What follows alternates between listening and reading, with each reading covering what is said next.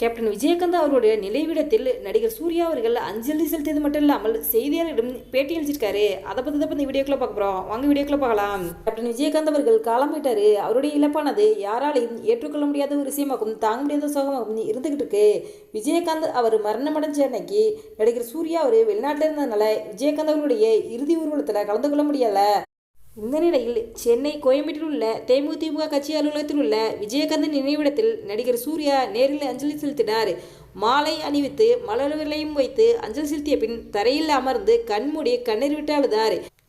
அதன் பின் செய்தியாளரிடம் பேட்டியளித்த நடிகர் சூர்யா, நான் 4-5 படங்கள் விஜயகாந்தனுடன் சேர்ந்து நடிச்சிருக்கேன். அதில் குறிப்பாக சொல்லணும்னா பெரியண்ணா படத்தில் இவருடன் சேர்ந்து நடித்தது மறக்கவே முடியாது அப்படின்னு தன்னுடைய அனுபவத்தை பகிர்ந்து கொண்டார். பெரியண்ணா படம் ஷூட்டிங் டைமில் 10 நாள் நான் அவரோட சேர்ந்து பணியாற்றினேன். அப்போ அவர் சாப்பிடும்போது என்னை சாப்பிட அழைத்தார். நானும் போய் உட்காந்தேன். அப்போ அவர் அசைவம் சாப்பிட்டார். என்னையை சாப்பிட சொன்னார்.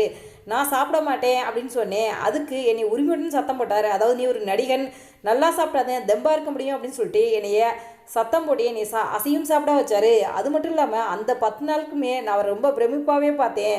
அவர் எல்லாருமே பக்கத்துலேயே வச்சுக்குவார். கேப்டன் விஜயகாந்த் அவர்களை பார்க்குறது ரொம்பவே ஈஸி. அவரை எப்போ வேணாலும் பார்க்கலாம், எப்போ வேணாலும் பேசலாம். அவர் எல்லாத்தையும் அன்பாக பழகக்கூடிய ஒரு மனுஷன் தான். அவர் இப்போ நம்ம இழந்துட்டோம், ஒரு நல்ல தலைவரை இழந்துட்டோம் அப்படின்னும் அவருடைய இறுதி அஞ்சலியும் போது என்னால் கலந்து கொள்ள முடியல அப்படின்னு சொல்லிட்டு நடிகர் சூர்யா அவர்கள் ரொம்ப கண்கலங்கியபடி செய்திகளுடன் பேசினார். இந்த வீடியோ பற்றி உங்களுடைய கருத்துக்களை கமெண்ட் பாக்ஸில் கமெண்ட் பண்ணுங்கள். இன்னும் நிறைய தகவல்களை உடனுக்குடன் தெரிந்து கொள்ள எங்கள் ரெடபிள் 2.0 சேனலை சப்ஸ்கிரைப் பண்ணுங்கள்.